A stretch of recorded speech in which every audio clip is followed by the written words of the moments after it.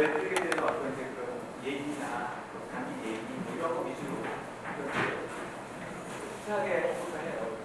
저는 그 스케일에서 건축하는 사람이 설계를 하는 사람이니까 그래도 한옥을 전공을 하고 뭐 공부를 했다기보다 저는 제가 이렇게 다니면서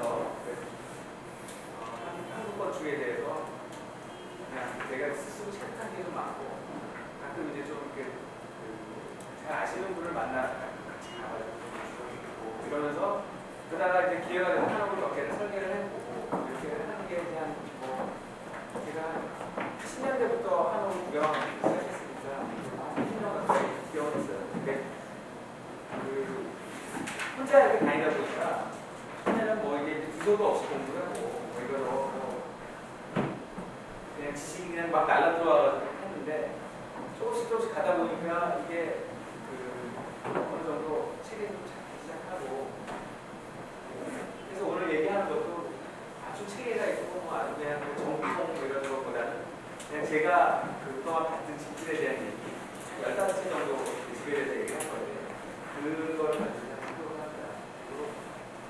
일단 우리가 한옥이라고 이름을 한옥이라고 줬는데 그런 건축하는 사람들이 좀 약간 좀 계급에 속치라는 생각이 들어요.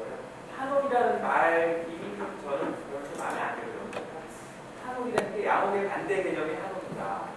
한국 사람이 하는 집에 한옥이라 좀 더 좋은 용어가 없을까 그런 생각을 매달 했는데 딱히 생각나는 게 없더라고요. 그래서 뭐 생각하게 한국집 그러면 또 한국집이라고 그러면 한국의 예식장이 되더라고요. 조선집 그러면 또 뭐 시대를 잘라서 얘기하는 것 같고 그것도 좀 별로가 아닌 것 같고 그다음에 뭐 배달 민족이 그것도 좀 그렇고 그 용어라는 게 참 그래요. 건축이라는 것 자체도 저는 건축이라는 용어도 이게 너무 드라이한 용어인 것 같아요. 건축이라는 말 자체로 세우고 쌓고 이제 이런 거 아니에요. 그게 언제부터 쓴 용어인지를 잘 모르겠는데 건축이라는 말 자체도 어떤 창조적인 어떤 의미는 별로 없는 것 같고 그리고 되게 드라이한 얘기고 그러다 보니까 건축을 하는 사람들이 굉장히 드라이해지는 거 아니냐는 거예요. 그리고 따져봐서 건축 그러니까 우리가 다뤄보는 건 우리 민족이 예로부터 살아왔던 민족의 집을 영조라는 말 되게 좋죠. 그러니까 짓는다는 뜻인데 영조된 모든 것을 아우르는 말이라고 생각을 해요. 그래서 꼭 저런 기와 지붕이 수가 지붕이 있는 이런 집들보다 가장 그런 영경당에 운영동에 있는 이런 거 가지고 저기 그 익산에 가면 왕문이 석탑 같은 거 왕문이 석탑도 어떻게 뭐 조 조용이라고 볼 수 있죠. 이것도 거의 우리 건축이라고 볼 수 있어요. 이런 거 그다음에 뭐 이런 종묘 같은 그것까지 다 포함해서 저는 이 예측이라고 생각을 합니다. 근데 이제 우리가 한국 건축에 대해서 이제 알고 싶은데 이게 되게 정의하기가 굉장히 어려운 것 같아요. 그러니까 우리나라 건축은 특히 그렇습니다. 그러니까 심지어는 그 치수에 대한 개념도 정확하게 규정된 게 없어요. 그러니까 한자, 좌 이런 게 뭐 일본이나 중국 같은 경우에는 어느 정도 그게 돼 있는데 우리나라는 정확하게 그게 몇 센치 이렇게 된 게 없고 짓는 사람마다 또 틀려요. 이게 어떻게 보면은 이게 이제 우리나라 그 문화의 맹점이라고 옛날에 한동안 생각을 했었잖아요. 우리나라는 이게 그냥 손에서 손으로 가령 그 옹기쟁이가 옹기를 이렇게 만드는데 그 젤물의 농도를 어떻게 하냐면 그 장인이 손을 한번 넣어서 휘휘휘 됐어 그러면 그게 근데 그거를 어떻게 전수를 받는데 표준화가 되지 않아요. 우리나라의 문화라든지 그러다 보니까 이제 뭐 쉽게 그 정리가 된 일본 거나 이런 걸 많이 갖다 쓰죠. 그래서 우리가 우리나라 거라고 얘기를 하는 것 중에 보면은 우리나라 거가 아닌 게 굉장히 많습니다. 한옥이라고 해요. 자세히 보면은 일본 거 같은 일본 집 같은 집도 많습니다. 그러니까 그러니까 우리나라 시계에서처럼 그런 거예요. 그러니까 그 김치 맛을 어떻게 표현하겠습니까? 김치가 맵고 짜고 시고 뭐 끝까지 맛이 복합적으로 그런데 내가 이제 그 일본에서 만든 김치라는 거 있잖아요. 김치하고 거의 비슷한데 맛을 보면 굉장히 특이합니다. 근데 다른 그런 거 같아요. 그러니까 그 우리나라 건축이라고 생각하고 우리나라 건축을 계승해서 졌다고 한 집들을 가서 보면 딱 김치 같아요. 그러니까 어딘가 좀 덜 뭐가 한 20% 정도 부족한. 그게 굉장히 어려운 건데 그걸 어떻게 알겠습니까? 그거 먹어봐야 알고 많이 먹어봐가지고 그 맛을 아는 그거는 제가 이제 그 영선함에 있는 저런 이런 한국 건축에서 공부하는데 이런 것들을 어떻게 표현을 하게 되고 이런 거 가서 봐야 된다 저는 그렇게 생각합니다. 그래서 제일 좋은 공부는 저는 그 이론보다 가서 진품을 보는 게 제일 좋거든요. 청자에 대해서 맨날 듣는 것보다 박물관에 가가지고 청자를 계속 보면은 아 이게 진짜구나 이런 거라고 생각을 하는데 그런데 옛날에 제가 어디서 한 20년 전에 이기 테크놀로지가 거기서 본 건데 어떤 사람이 한복을 짓는 집이 있었어요. 한복집이 있었는데 엄마하고 딸이 이제 한복을 졌어요. 그래서 그 짓는데 엄마가 짓는 한복하고 딸이 짓는 한복이 나중에 멘토를 굉장히 맛이 다르더래요. 왜 그런가 막 생각을 하다 보니까 그 엄마는 그 옛날에 우리가 쓰던 이런 목청과 그 옛날에 그런 거를 가지고 썼고 딸은 이제 그 시식적으로 막 대학을 나와가지고 그 한국대 그 기타법을 써가지고 오셨는데 그거에 대한 그 이제 그 굉장히 특이돼요. 그리고 그건 결국 뭐냐면은 척도가 자가 있어야 돼요. 우리나라 것을 보려면 우리나라 것을 잴 수 있는 자를 갖고 있어야 된다. 그걸 갖다가 서양식 미터법의 자로 그걸 제가 그걸 측정한다는 걸 거의 뭐 안 된다고 생각합니다.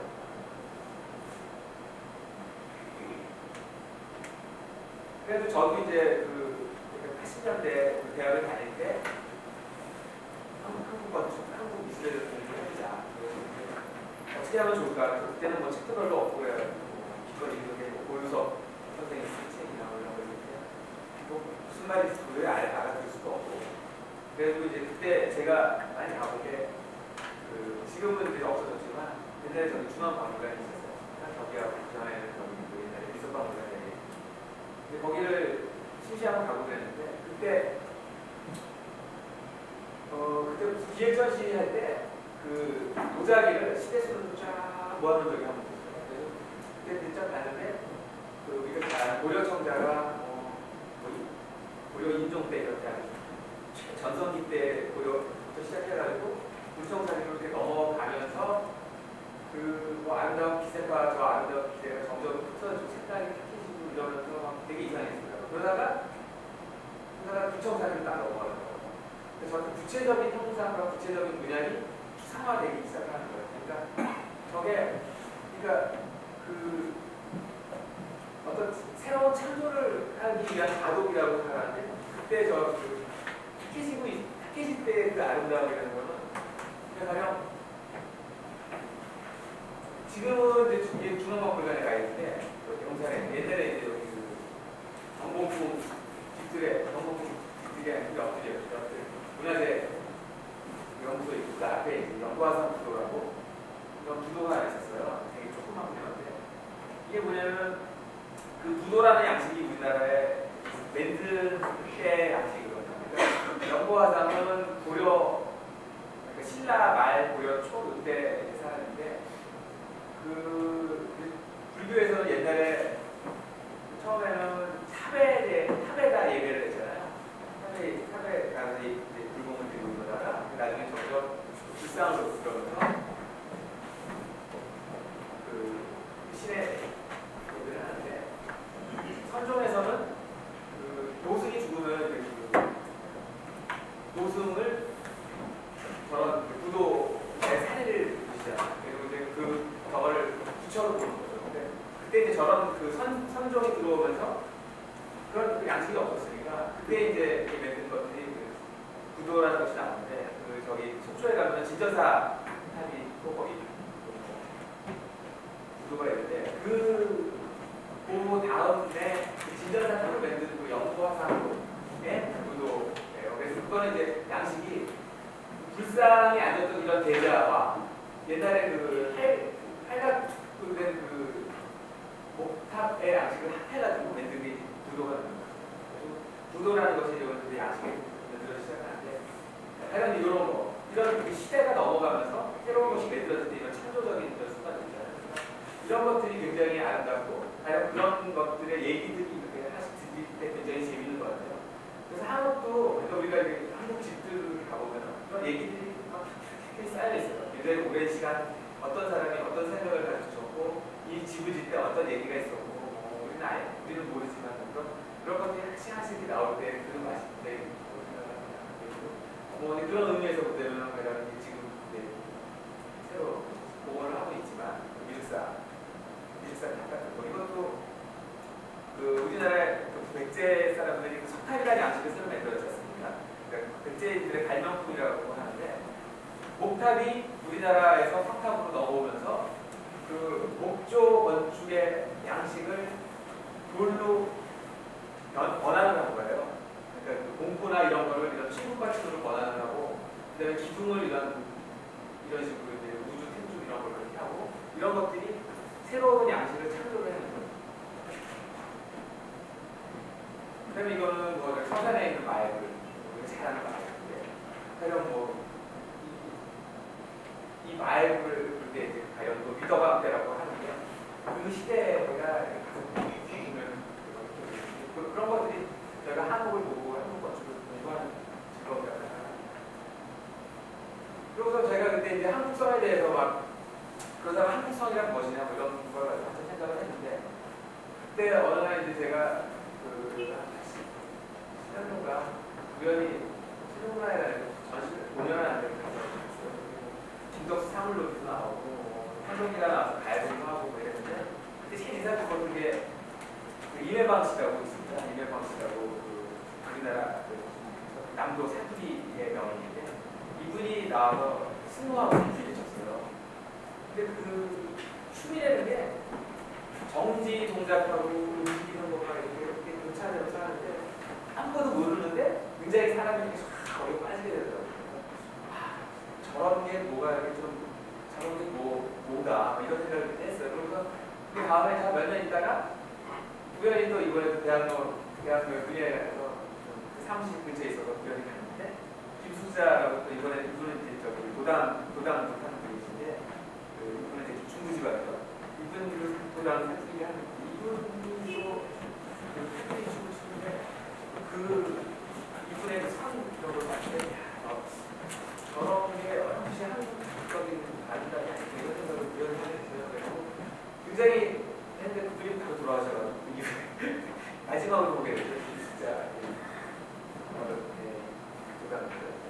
근데 그때 또 좋았던 게 뭐냐면, 근데 이분만 공연하면 그 객석에 있는 분들이 막 추임새를 넣어줘요, 같이. 그래서 그때 저는 그런 거 처음 봤는데, 그 무대하고 객석이 통합이 딱 되더라고요. 근데 이제 굉장히 되게 신선했어요. 그러면서 이제 또 들은 게, 그게 연장이래요. 김축파라는 분이 가야금 명인 있잖아요. 김축파 성분들 이런 분이 있잖아요. 김축파 가야금이 정말 좋더라고요. 뭔지는 모르겠으나 굉장히 무거운 짱한 게 흘러가요. 그래서 김축파의 가야금을 지금 신나라에서 나오는 걸 사가지고 열심히 듣다가 제가 이제 80년대 말에 소세원에 갔어요. 그때는 이제 소세원 유명해지기 전인데, 광주에서 버스를 타고 소세원이 어디냐고 물어보니까 버스 운전사 잘 모르더라고요. 시경정은 아는데 소세원은 모르더라고요. 시경정 근처에서 내가 한번 찾아보라고 그래서 갔는데, 그때 이제 여기가 장인탄이라고 이렇게 있고 시경정이 이렇게 있고 사람 하나도 없는 쓸쓸한 시골을 딱 들어갔는데, 그때 취가정에 있는 이렇게 딱 들어보는데, 그때 김축파 가야금 소리가 들리는 거예요. 그러니까 이런 것들이 이렇게 복합적으로 막 쌓여서 우리가 새우젓과 뭐와 넣어서 김치 맛이 만들어지듯이 이런 것들이 축적이 되는 것들이 한옥의 맛이고 멋이고 이런 것이 아닌가, 저는 이제 어렴풋하게 그런 생각을 하고 있습니다. 그래가지고 이제 건축에는 집에는 혹은 모든 예술에는 어떤 시간이 담겨있지 않습니까? 시간과 얘기들이 담겨있는데, 옛날에 제가 옛날은 아니고 한 거의 10여 년 전에 토리동이라는 데 집을 하나 사가지고 사무실 겸 집을 쓰려고 그냥 한 63년에 진 집 위에 그 집을 고친 적이 있어요. 이렇게 이런 나무로 해가지고 이렇게 옛날에 나무 집이었는데 그 집을 이제 고치려고 벽을 이렇게 좀 허물었어요. 벽을 좀 허물었더니 그 나무 뒤에 그런 싼 벽돌이 나오더라고요. 그 전에 집질 때 이걸 좀 더 허물어 보니까 거칠게 벽돌이 쌓아지고 요 시간이 지나면서 요 위에는 시멘트 벽돌이 올라가 있고 막 그 시간이 막 쌓이더라고요. 야, 이게 굉장히 재밌다 이런 생각을 하면서 이제 뭐 눈치도 뜯어내고 뭐 이러느라고 공사를 굉장히 오래 걸렸는데 그때 이제 5월 어느 날 공사를 하다가 요쪽 창문에서 아침에 햇빛이 탁 들더라고요, 창문으로. 그래가지고 그 햇빛의 자취를 여기다가 이렇게 대결했어요. 칠하면서. 근데 저는 이제 그때 생각한 게 내가 시간을 하나 저기다 새겨놓는다 이런 생각을 했어요. 그러니까 굉장히 어떻게 보면 직설적이고 유치하지 않은 일이긴 한데 그러니까 이런 시간을 담는 것들 그러니까 이런 거 말고도 시간을 담는 것들이 많은데 건축에는 이렇게 시간이 담으면 되게 재밌을 것 같아요. 하여간 뭐 이제 또 이런 시간이 있죠.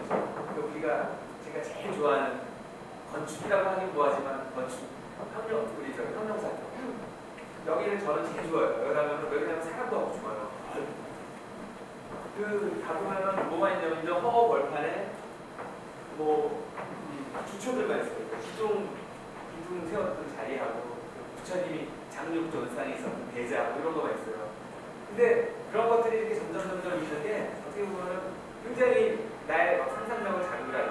여기에 이렇게 공간들이 있었고 여기에 통로가 있었고 여기에 부처님이 있었고 그러니까 구체적으로 어떤 그 공간들이 있는 것보다도 이게 더 나한테 시간 어떤 그 건축에 대한 영감을 받는 거예요. 그래서 여기 가면 무지하게 좋고 여기 1년에 한 번씩 꼭 가려고 그러고 여기가 이제 장문조상이 아니었는데 어느 날 가을 저녁에 여기 어떤 아저씨가 자전거 타고 막 오더라고요. 오더니 자전거 타고 여기 딱 올라가더니 기체소를 쫙 근데 그렇게 아름다운 춤 처음 봤어요. 이 장소에서 너무 어울리는 일대 오빠로스죠. 우주의 백복. 우주의 중심 같다는 생각에 거기서 앞가르치는 길을 쫙 그래서 굉장히 감동적이에요. 최고의 춤이었다고 생각을 하는데 이런 태화의 시간이 여기 가게 것 같아요. 혹은 이제 우리가 아는 여기 양동마을에 오는 신수정이라는 집이 하나 있어요. 정자가 하나 있어요. 이 집에 가보면은 집이 이렇게 있고 담이 이렇게 가는데 회화나무가 내부로 이렇게 세 그루가 가다가 담을 넘어서 한 그루 가잖아요. 이걸 보면 저는 이런 생각을 해요. 그러니까 자연의 춤이 이렇게 가는데 사람이 이렇게 고기를 그러니까 요새 사람들 같으면 이렇게 뭐 나무를 어떻게 넣든가 뭐 했겠죠. 어떻게든. 근데 뭐 사이로 인공의 질서가 이렇게 파고 들어가는 거 이게 굉장히 좋더라고요. 그래가지고 저는 신수정 가면 이 부분이 되게 좋은 것 같아요. 자연하고 사람이 자연스럽게 스며들어가는 거. 그러니까 저런 정도의 공력과 이런 그 개념이 있는 사람들 정말 진정한 건축가라고 생각해요. 그래가지고 이제 이거는 팬 서비스 차원에서 그림을 이렇게 나무 집이 생기고 나무가 자라고 숲이 생기고 이런 거. 스캔 아웃보 받았습니다. 조금 치라고 하고 나름 뭐 이게 너무 이렇게 애니메이션이 좀 있어야 될 것 같아요. 그래서 가보면 이런 저기 청와대 옆에 있는 중정동에 있는 칠문이라는 집인데 이거는 이제 뭐 잘 아시다시피 왕의 어머니이면서 왕비가 되지 못한 뭐 장인이나 뭐 이런 사람들 최수빈인가 그분 뭐 이런 그런 분들 7분의 그 영혼을 모셔놓은 집이에요. 근데 이 집에 가면은 한 어둠이 있어요. 굉장히 깊은 그들이 있는데 이런 공간이 있고 또 하나는 밝은 공간도 있어요. 여기는 어디냐면 그 여주 신덕사 아시죠? 여주 신덕사 많이 가보실 텐데 저는 특히 여주 신덕사에 이렇게 조사장 뒤로 가면은 그 고대의 존자 그 구도를 모셔놓은 그 자리가 하나 있어요. 이렇게 계단을 쫙 하고 올라가면 평평한 땅이가 나오는데 이거는 우리가 잘 아는 그 우리나라 풍수의 기조 무학대사가 잡은 자리잖아요. 스승을 위해서 이분이 이제 뭐 해암사에 자리 잡아놓고 한 3군데 정도의 그 자기 그 고대 존재를 했는데 저는 뭐 제가 제 생각이 완전 주관인데 우리나라 최고의 명당은 여기라고 생각합니다. 어떠냐면은 그 부학 대사가 자기 스승에 대한 생각이 여기 담겨 있더라고요. 그러니까 그 스승에 대한 그 애정과 그 스승에 대해서 이렇게 막 공간이 무지하게 밝고 명랑하고 막 기분이 되게 좋아요. 그리고 우리 애 어렸을 때 이제 뭐 많이 듣고 다녔는데 애들이 저는 명당에 가면 되게 좋아하더라고요. 명당 여기 가면 거기가 좋은데 그거 아니죠. 당연히 좋은 데겠죠. 그러니까 애들이 특히 뭐 이때 우리 애 볼 때 데리고 갔는데 명당에 가면 특히 좋아. 특히 제가 우리 애가 좋아하는 데가 저기 식상사. 식상사 가면 되게 좋아하고 여기 가면 되게 좋아하더라고요. 여기 식상사에 가면 막 명랑한 기분 있잖아요. 그 명랑한 기분. 진짜 명당은 이런 데가 아닌가요? 뭐 이렇게 발복하고 돈을 많이 벌고 좋은 자리에 가고 이런 데가 명당이 아니고 사람이 가면 기분이 막 즐거워지는 이런 데가 명당이 많은데 그 중에서 최고는 이런 데 실사에 그래도 이제 저기 한옥의 용어들에 대해서 한번 간단하게 제가 설명을 드릴게요. 뭐 다들 아실 거예요. 뭐 안방 모르시는 건 없고 건너방 모르시는 건 없겠지만 쭉 한번 보죠. 이거는 제가 정리한 게 아니고 김홍식 교수님이라고 한국 건축에 대해서 정말 누구보다도 가장 많이 아시는 훌륭한 교수님이 정리해 놓으신 걸 제가 올려놨습니다. 송석환이라고 공화에 있는 집인데 그 집을 설명하시면서 하는 건데 정치라고 안채를 정치라고 하는데요. 그리고 영남지방에는 산악채까지 포함된 살림채를 의미한다. 이제 요런 범위가 정치이고 날개채는 보통 이제 디귿자나 미음자 집이 때인데 요 옆으로 되는 게 날개채인데 좌단 우주라고 해가지고 왼쪽에는 머리과 오른쪽에는 부엌이라고 할 때 좌우에서 이거를 날개채라고 합니다. 근데 보통 좌우는 우리가 볼 때 좌우가 아니고 주인의 입장에서 좌우 그러면 이쪽이 좌측이고 주인의 입장에서 한국은 항상 이렇게 좌우를 얘기하거든요. 안방은 뭐 잘 아시죠? 안주인이 기도하는 보통 이제 안방 많이 하시겠죠. 안방 뒤에는 안도장이라고 골방으로서 영남 영국 기도하는 기도를 이렇게 부르고 뭐 이제 음식류 뭐 이런 것들이 들어간대요. 반침은 물건을 수납하기에 처음부터 이용하여 졌다는 공간이고 골방은 방광 등의 조망과 이런 것들을 벽장은 물건을 수납하기 위하여 아궁이 상부를 이용하여 덧달아 낸 공간이고 그 위를 쭉 한 거는 이제 다라이라고 그러죠. 그다음에 정주는 뭐 정계, 정지, 뭐 이래가지고 무엇을 얘기해요. 그다음에 안대청은 뭐 이제 대청마루. 근데 벽감은 그게 뭐 대청에 이런 데 이렇게 보통 위에다가 신주를 묻혀놓는 조그만 벽장이 있어요. 그게 열면 그 안에 신주가 있거든요. 그다음에 안상방이라고 하는데 이거는 이제 뭐 발음은 안상방이다. 안에 있는 다른 사람의 방이라는 뜻으로 사랑방으로 발전 이전의 공간이다. 건너방, 뭐 며느리가 기도하고. 고방은 안사이에 필요한 주요 물건을 두는 공간이고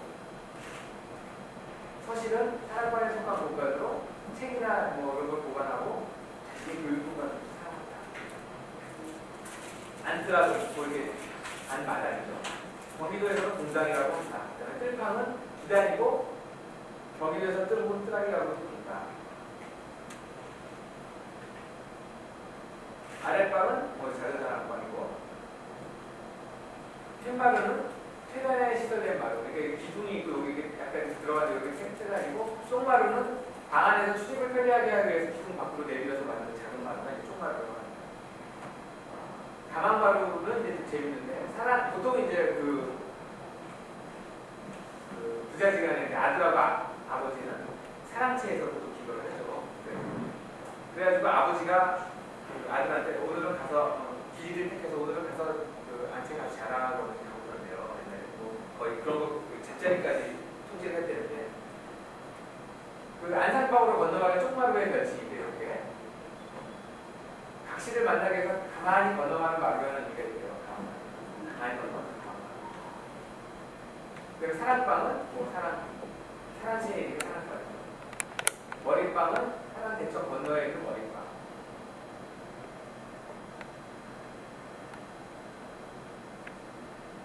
방앗간채는 보통 이제 옛날 그뭐큰 이런 지시도에 그 집에다가 이제 방앗간이 하고 중국에서는 뒤채 방앗간채라고 부릅니다.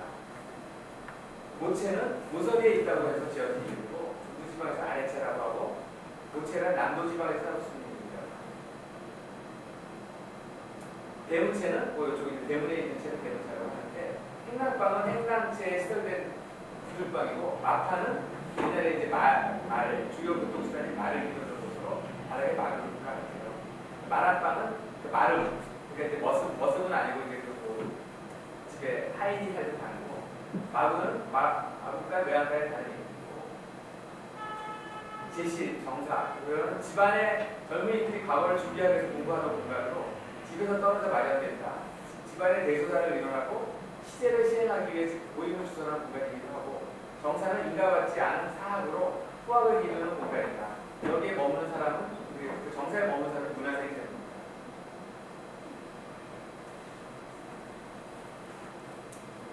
그래서 이제 뭐 간단하게 주막 간사도 굉장히 간단하게 한옥에 용어를 쓰죠.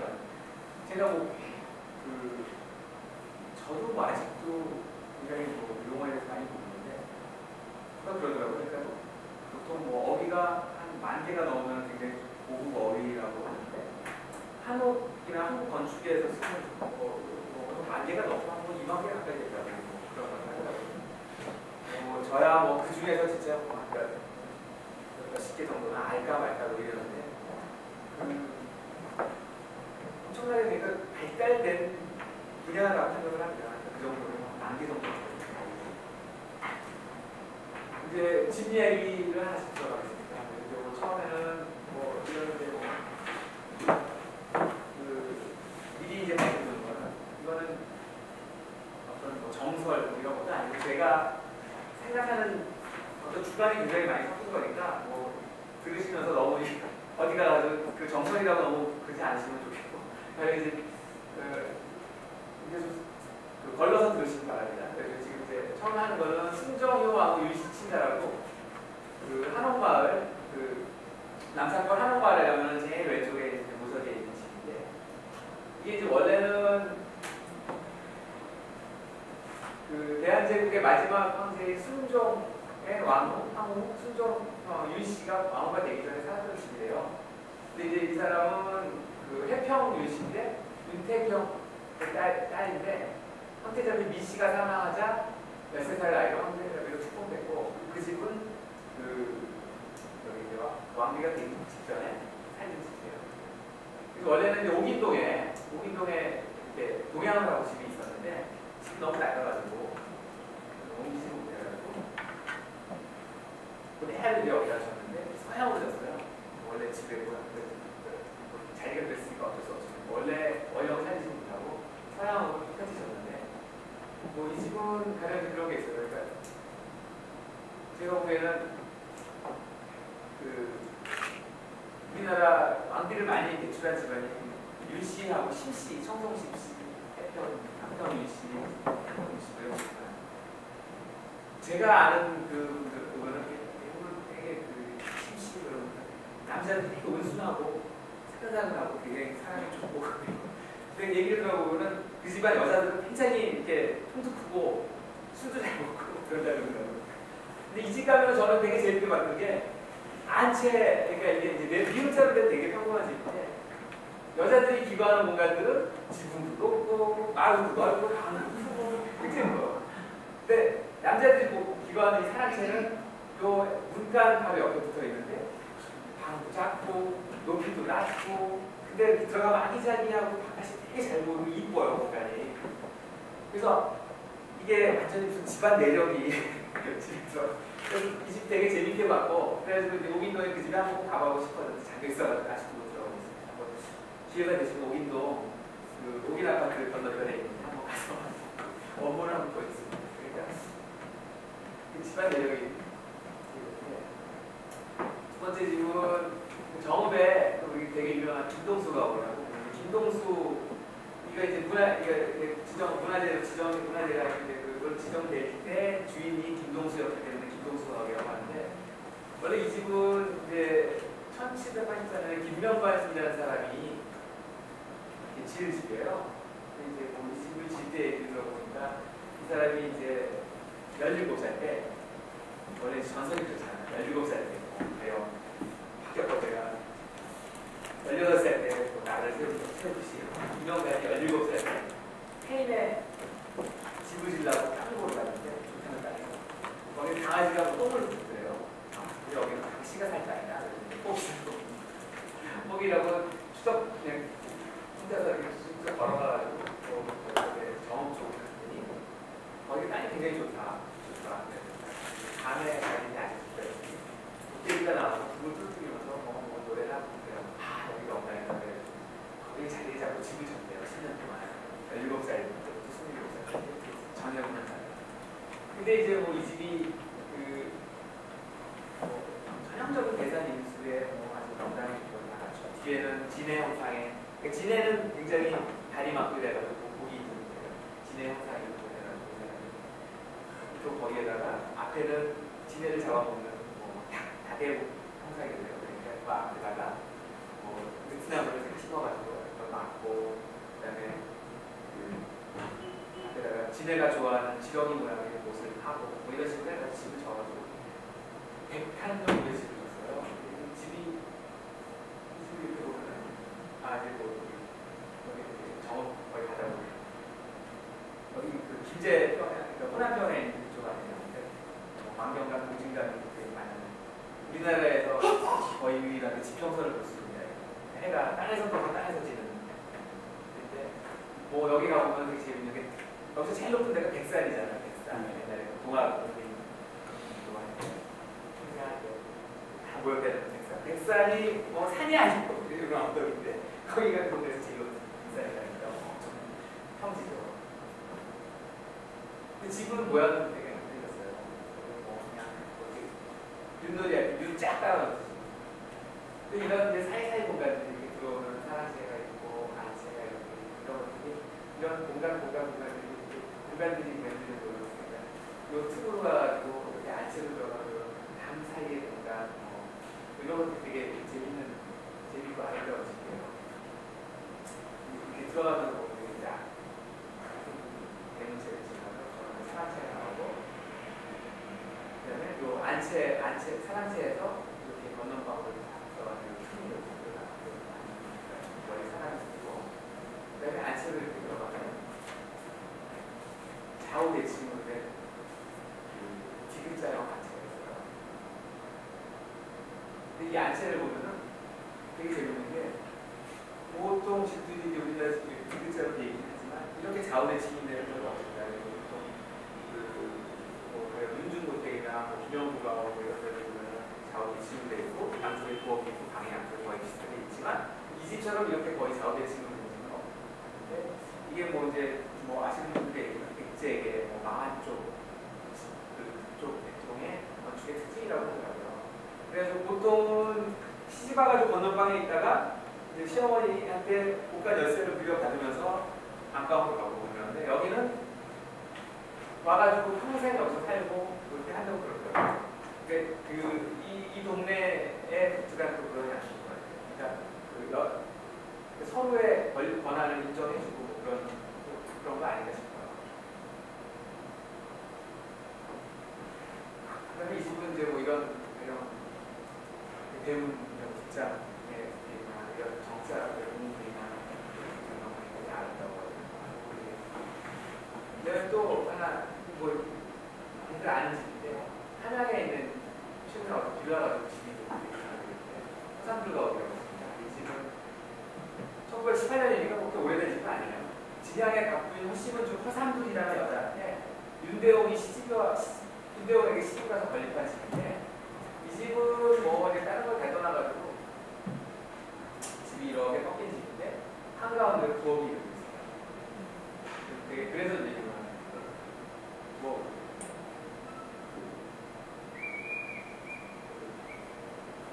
이 집의 중심은 부엌. 그 여자 그 허삼둘이라는 여자 경제권을 지고 그 집안에. 근데 옛날에는 사실은 사실은 저기 나중에 얘기가 있지만 임난 이후에 우리나라는 많이 여건이 많이 약해지긴 했지만 그 전까지만 해도 여건이 굉장히 강했죠. 우리나라는 특히 여자들이 강하잖아요.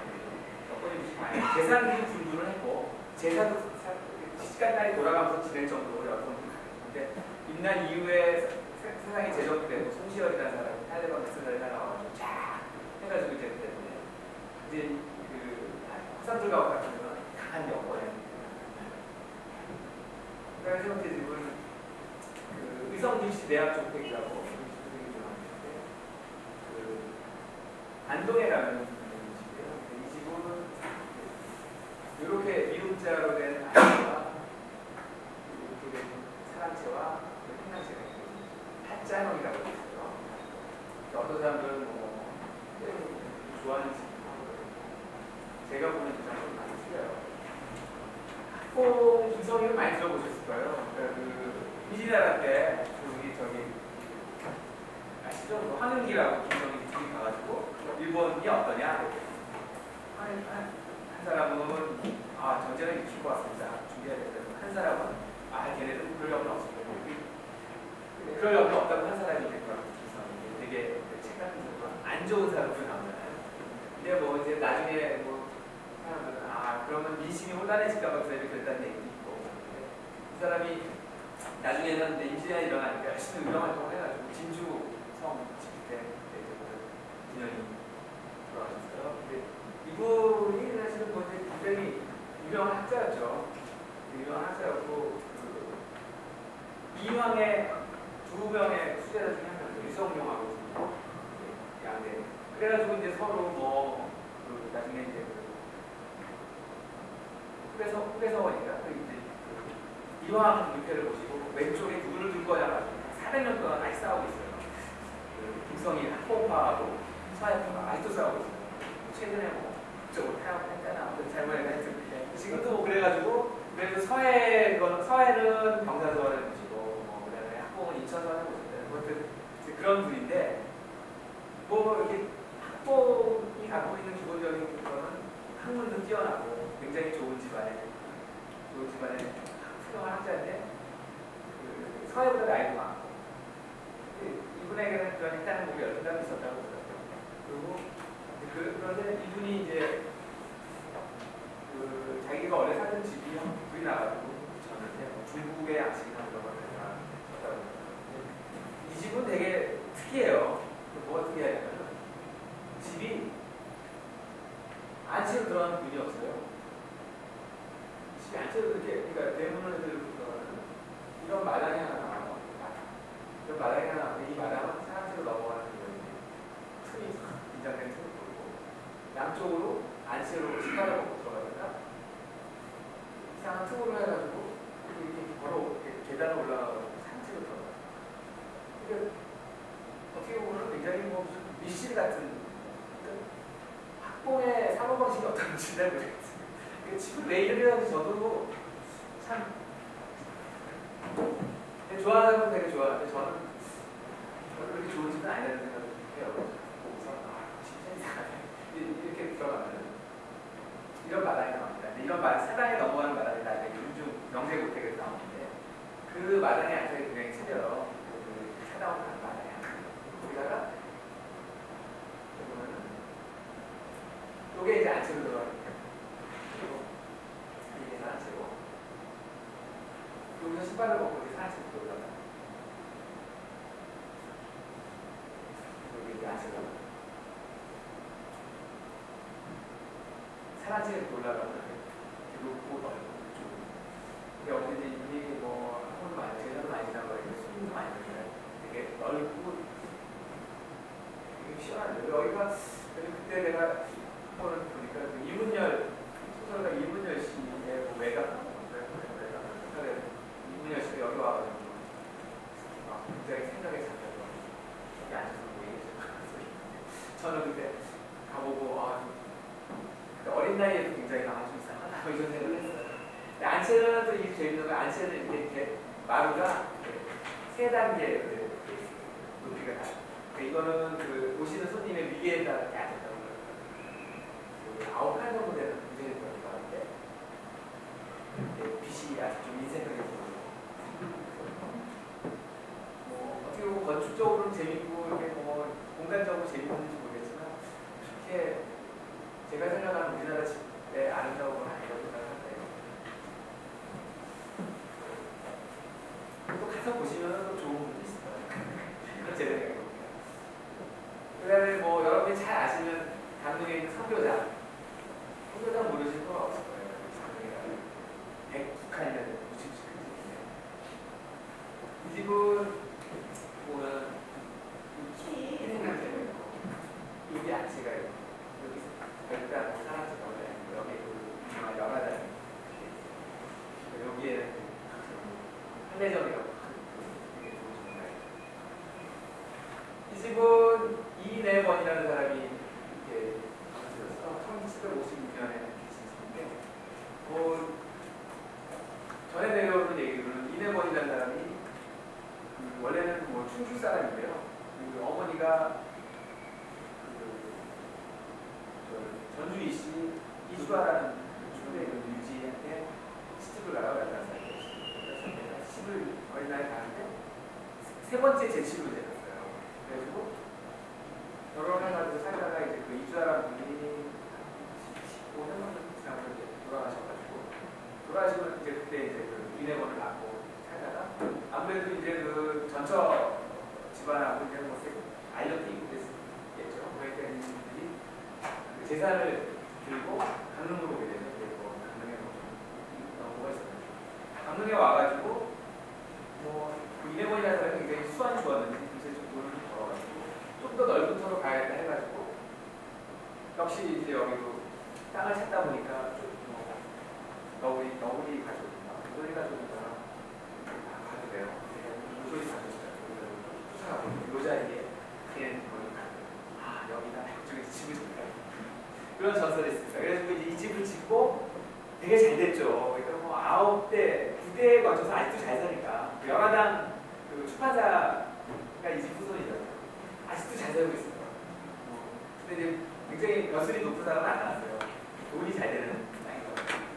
그래가지고 이제 이 집은 처음부터 백주가정 진 건 아니고 집이 이제 자라면서 점점 식구들 늘고 이러면서 이제 역시 그들은 가족들이 없어 이러면서 가족 연화당이라는 것도 도론명의 비건회사에 나오는 그 문자에 가족들이 모여서 화목하게 즐겁게 얘기한다 뭐 이런 거에서 그 연화당이라는 걸 나왔다고 하는데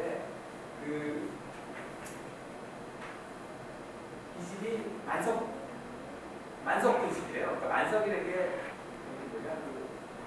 흔히 우리가 뭐 잘 살면 만석군이라고 해서 진정한 만석군은 그러면 안 된다고 그러더라고요. 만석이 나락으로 만감하고 벼로 엄청나고 그러세요. 그래가지고 그게 1000명이 1년을 먹을 식량이라고 그러더라고요. 옛날에는 이제 뭐 쌀이 거의 돈 같은 거니까 엄청난 부자였죠. 그 거기다가 이 강원도 이 산만 강원도에서 만석을 할 정도면 엄청나겠죠, 그러니까 이게 선교장이 뭐 무슨 당도 아니고 뭐 헌도 아니고 장이라고 해요, 장원. 거의 어떤 그 중세의 장원에게 아주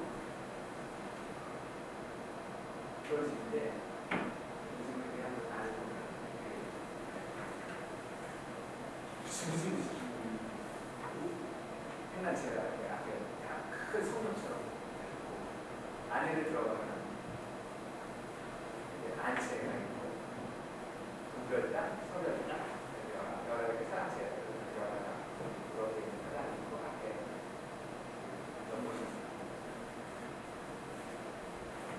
이게 이제 식구들이 늘어나면서 점점 집이 잘 성장을 하고 그다음에 보통은 집이 네모나거나 아니면 이렇게 되는데 이 집은 굉장히 특이하게 옆으로 잘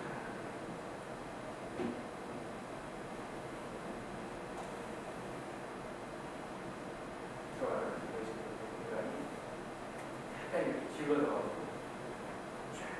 집이 거의 깊어 보이고 수시점에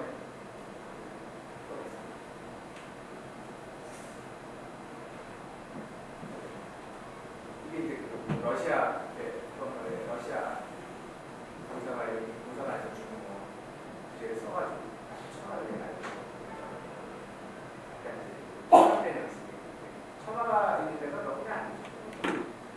해남에 가면은 그 우당에 있는 청와가 특이한데 저기도 있죠, 자기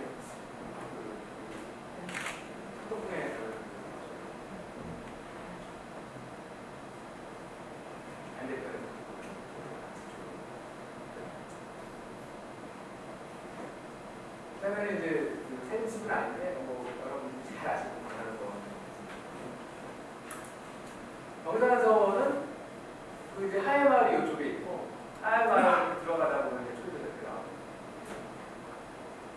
이 앞에 있는 게 경산이라고 경포처럼 경산을 딱 가지고 옛날에 여기서 유성룡의 경험을 보시면 유성룡의 제자 정경세가 이런 서원도 있고 앞에 애들 학생들 공부할 때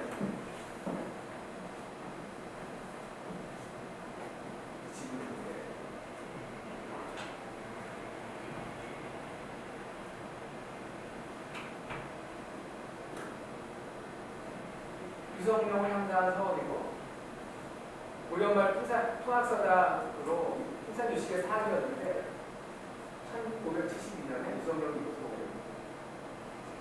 1613년에 정경세가 중심이 돼서 지방 유리이 유성룡의 항문과 작경을 추구하고 존경사를 창건하게 되었고 철종 14년에는 경산이라는 그 사회를 받던 이분이 그 사회성으로 습격이 돼가지고 대원국 때 서원 철퇴를 엄청나게 했잖아요. 그때 없어지지 않은 마을이 이렇게 성립니다. 근데 이제 그 건축하는 사람들이 한동안 경산서원 하면 전부 그냥 막 까무라쳤어요. 그때 막 크게 이제 경산서원하고 공채업을 했었는데 저도 이제 저는 경산서원 굉장히 싫었거든요. 제가 좀 비뚤어진 건지 모르겠는데 경산서원에 들어갔더니 여기를 동대문을 해가지고 목을 딱 꺾으면서 들어가려면 팍팍 나는 아니 이게 집이 도대체 왜 이 모양인데 그러니까 물론 이제 굉장한 에리트들이 있는 데니까 사람들이 검증 못하게 하는 그 위험을 과시하기 위해서 그런 건지도 모르겠는데 우리나라 건축이나 이건 아니라고 생각을 했어요. 아까 그 김성인의 집 보는 것처럼. 물론 이제 그쪽 안동 이쪽에 있는 학자들의 그 약간 보수적인 폐쇄적인 그런 사고방식이 많은 거고 또 하나 이 사람들은 이 만대부의 격통처럼 있는 경사를 담은 이 유로포 격통을 되게 좋아하는데 저는 우리나라 이 집과 이 자연과의 관계가 서로 딱 대척적으로 서 있는 듯한 이런 자세는 굉장히 아니라고 생각합니다. 보통 그 산과 자세가 그러니까 나중에 뒤에 보면 그 남은 조식집 산천제가 나오는데 경산서원의 이 일곱번 경서에 같은 경산을 보면 저는 되게 답답해요. 그래서 이제 그 좋아하는 사람은 그게 좋다고 그러고 저는 싫어하는 좋아하는 사람은 그게 싫다고 그러고 굉장히 동천이 안 돼요. 그 어떻게 보면 드라마틱하고 다이나믹하고 그래요. 근데 가장 이제 그렇게 생각을 해요. 그러니까 그 집이라는 게 사람이 사는 집이 있고 귀신이 사는 집이 있고 신이 사는 집이 있고 왕이 사는 집이 있어요. 근데 그 집의 스케일이 다 틀려야 된다고 생각합니다. 그러니까 사람이 사는 집은 사람이 사는 스케일이 있어야 되고 귀신이 사는 사람은 귀신이 사는 집은 귀신의 가령 우리가 이제 그 종묘 같은 거를 보면 종묘를 보면은 어떤 느낌이 드냐면 부지기가 있어요. 그러니까 그거는 비인간적인 스케일이에요. 거기는 비인간적인 그 다음에 절 같은데 큰 절 거기 어디냐 금산자 대적하면 와 진짜 이러잖아요. 거기 신이 사는 데잖아요. 근데 사람이 사는 데는 사람의 스케일 그러니까 가령 우리 이제 63빌딩 같은 거 그런 데는 맞춰서 보는 그런 이제 현대 운영 거부하는 건 아니지만 그 63빌딩 같은 걸 보면 부지 높다 저게 몇 층인가 세보진 않잖아요. 부지 길다 높다 이런 거니까 그거는 비인간적인 스케일 같은 거예요. 근데 꼭 맞춰놓으라고 해서 그렇게 해야 될 건 아니라고 생각을 합니다. 저는. 거기도 어딘가 인간적인 스케일을 집어넣을 수가 있다고 생각을 하는데 현대 건축과 서양 건축의 맹점은 그런 거라고 생각하는데 경산서원이 갖고 있는 스케일이 바로 약간 비인간적인 스케일을 가져온다. 그런 거는 한옥의 우리나라 건축의 그 완벽한 아닌다고 생각해요. 그래서 또 좋아하더라고요. 그러니까 가령 안더다다워 그래가지고 되게 비인간이 차갑고 그런 거 되게 좋아하잖아요. 그런 거 좋아하는 사람이 되게 싫어하는 사람, 저는 싫어하는 사람이 그러다 보니까 가령 이런 반대로 이건 좀 외국한 사람입니다. 사람들이 여기 되게 시원하고 좋다고 보면 시원하긴 해요. 시원하게 편안하고 넓고 좋긴 한데 반대의 입장에 있는 집이 사천제. 제가 제일 좋아하는 집의 사천제가 사천제를 좋아한다고 하면 사람들이 사실 설명하기 되게 힘들어요. 저도 잘 왜 좋은지 잘 모르겠어요. 사천제는 그 남영 조식이라고 뭐 저기 옛날에 들어는 줬어요. 조식이라고 이황하고 나이 동갑이 이황과 뭐 정상 자도 우도를 얘기하고 하여튼 이황처럼 뭐 이렇게 막 학문의 깊이는 더 깊었을지 모르겠는데 이황처럼 굉장히 그걸 맺는 있어요. 일테면 이런 거죠. 이렇게 비교하는 건좀 어폐가 있어요. 우리나라 뭐 건축에서 보면은 김중업 선생하고 김수근 선생이 있는데 김중업 선생은 어떤 대파를 안 만들었고 김수근 선생은 제자들과 뭐 김수근 학파가 있잖아요. 조식 같은 사람이 좀 가령 그런 거예요. 야성이 있고 거칠고 그리고 조식의 제자들은 나중에 임실안에서 전부 의도되잖아요. 박재호, 정인호 이런 남자가 나중에 뭐 이렇게 반란 일으키고 되게 센 사람들이에요. 조식으로 말하면 정말 지지자 호랑이고 거의 조식의 그러니까 내가 제일 센 사람은 가령 그게 성철스님 맞잖아요. 성철스님의 몇 배 더 센 사람을 전제하고 그 사람이 지은 집이에요. 그 사람이 지은 집인데 집이 이층지 작아요. 이 사람이 건축을 많이 했어요. 지금 많이 접었어요. 젊었을 때. 김해 집이 마지막 죽기 10년 전에 지은 집인데 그 사람이 마지막 그때 절필 거의 절필이라고 그 사람이 지은 집이 어쩌면 이렇게 소박하고 작은 저도 이제 이 집을 잘 몰라가지고 옛날에 10년 전에 제가 삼청 덕산 쪽에 설계를 지구진이랑 설계한 게 있어가지고 거기 이주량 무슨 맨날 가다 보니까 여기 산천제가 있더라고요. 산천제 들어가면 가는데 하고 가봤어요. 그래서 조그만 집이 있어가지고 이게 뭐야 그러고 그때는 조식도 잘 모르고 근데 이주량 무슨 가니까 계속 가다가 어느 날 보니까 집이 참 되게 좋더라고요. 이게 이제 조식이 아마 이게 남편 기념관에 갈 수 있을 거고 산천제는 요거예요. 근데 이 집이 그 지리산 천왕봉이 있고 약간 덕천강이 그러는데 천왕봉과 이 덕천강 사이에서 딱 자리하고 있어요. 아주 편안하게. 이 사람이 거의 그 천왕봉을 그러니까 지리산 천왕봉이 덕산 인터체인지에서 이렇게 머리 쪽으로 가다 보면 잘 보이는 데가 세 군데가 있는데 그 중에서 가장 잘 보이는 데가 이 산천제 요 길만 있어요. 이 사람이 거기 조그만 집을 하나 10년 동안 오래 다녔어요. 알려줬어요.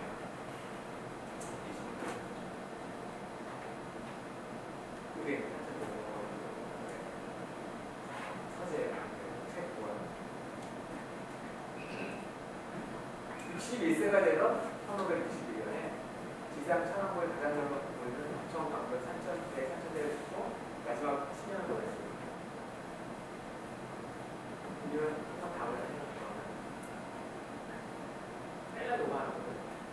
그런데 물론 나중에 뭐 여러 번 붙이고 지금은 또 색깔을 이기는 잘 아니는데 기단 높이 좀 많이 달려졌고 앞에 틀도 싹 그렇겠지만 이 집의 그 당당함이나 이런 것이 정말 이렇게 그러니까 그래요. 그러니까 어떻게 보면 건물을 쌓아서 잘 짓는 게 중요한 게 아니고 어떤 지점에 어떤 건물을 어떻게 놓느냐가 중요해요. 그러니까 가족을 잘 두는 사람들은 한숨을 딱 두면 졌다 이거 이런 전설을 하고 있잖아요. 진짜 훌륭한 그 옛날 사람 그 훌륭한 건축가는 이렇게 넓은 땅에서도 그 점을 딱 잡아가지고 그 점. 근데 이 산천제에서 가서 보면 이 땅에서 이 사람의 점을 딱 정말 집을 잘 아셨어요. 집은 진짜 별볼일 없죠. 이쪽에 방 하나씩 가운데 조그만 거 안에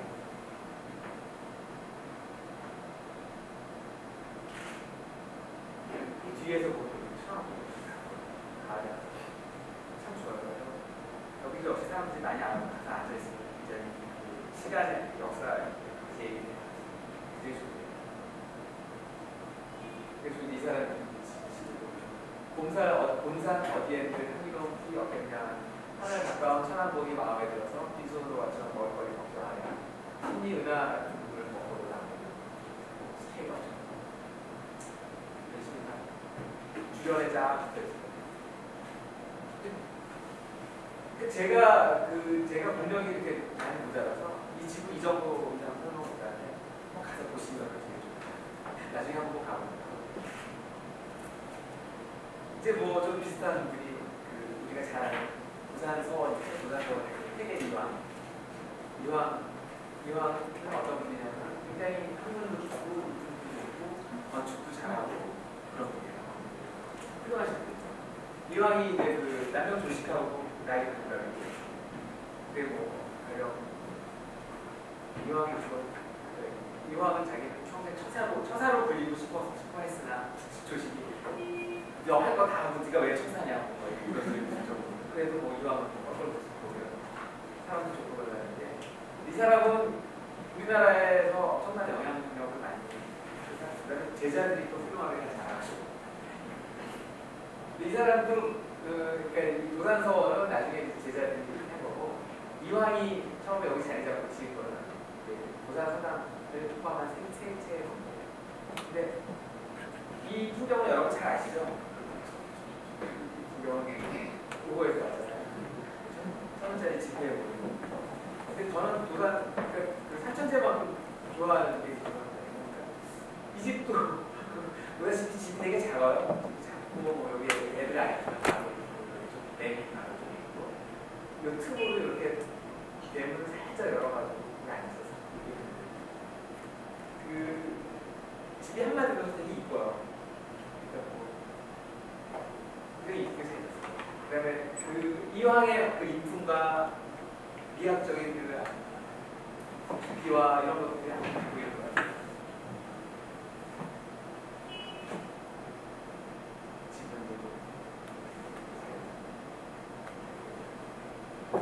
근데 보면은 이런 이거의 비례와 이면의 비례, 공간의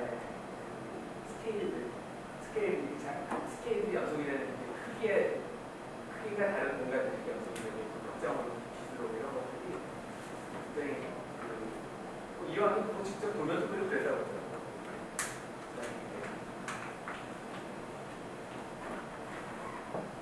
그 다음으로 하는 게 이제 뭐 제가 한국 건축 얘기를 하면서 죄송하게 뭐 이런 유학자들 위주로 하다 보니까 그렇게 되는데 이거 말고 이제 우리 민가도 있고 사실은 우리 뭐 사찰 굉장히 좋은 사찰 건축도 있고 그런데 이번에는 그냥 저는 하는 김에 꼬리에 꼬리 물고 사대부 쪽으로 하겠습니다. 별로 해도 좋아하진 않지만 그 이현정이라는 분이 또 있어요. 이현정이라는 분이 우리의 대한대 쪽 굉장히 훌륭한 학자였는데 이분도 또 한 건축의 일각을 이루는데요. 그러니까 양동마을하고 관계가 있고 잘 아는 불막당.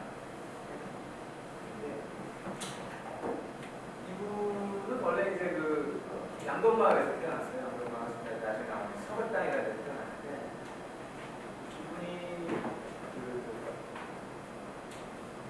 양동마을이 원래는 이제 월성 여주 이씨가 이렇게 살다가 그다음에 유씨가 살다가 손소란 사람이 들어와서 이평교가 되고 월성 소씨가 이제 그 동네를 다 장악을 하는데 이현정의 아버지가 이런 장가를 들어요. 장가를 들어서 여자가 되게 세게 들어서 이현정을 낳고 이현정을 서울까지 낳고 이현정을 낳아서 이현정이 아버지가 10살에 들어와서 외삼촌이 손중근이라는 분이 이제 손중근이 굉장히 훌륭한 학자였는데 그분이 백날에서 공부를 시켜가지고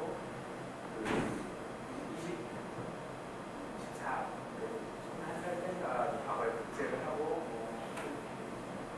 굉장히 극찬을 받고 급제를 해가지고 올라갔다가 이 사람이 뭐 승승장구하다가 41살 때 김한도라는 사람의 반대편에 섰다가 쫓겨나요. 그래가지고 그때 양동마을로 안 들어가고 자기가 그때 모습대로 소식을 얻어가지고 소식이 갖고 온 재산으로 안간에 양동마을에 사는 것을 기록을 들어가가지고 안간에 동남땅이라는 곳을 짓고 이제 7년을 살게 됩니다. 나중에 이제 그로부터 다시 이제 또 공간 누가 죽어서 같이 있다가 의정 우창석까지 있다가 다시 이제 또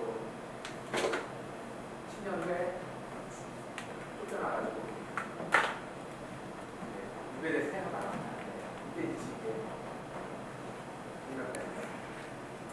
공락당은 가서 보시면 아시겠지만 정말 이 물가에 앉으면 정말 되게 좋아요. 여기가 신산유복이 아니에요. 가서 그 안강에서 이렇게 들어가면은 평지를 이렇게 가다 보면 집이 하나 나오는데 그 집에서 이렇게 옆으로 가면 이런 데가 어렸을 때 자기가 아버지가 여기다 이렇게 정하는 이 계정을 이렇게 확장하면서 자기가 동락당에 가고 싶고 이제 여기 살게 되는데 풍경만도 안 보죠. 그다음에 이런 다리를 쭉 내리는 집이 하나 거쳐 있는 거.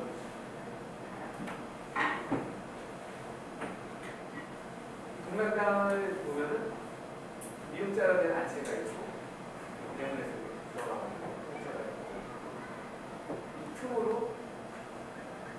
여기 물이 보이고 또 가다 보면 동락당 공간이 나오고 그 대문 틈으로 또 여기가 보이고 지나가면 개정마당이나 개정에서 이런 공간들이 크고 작고 좁고 넓고 이런 것들이 대입법적으로 계속 연습을 해요.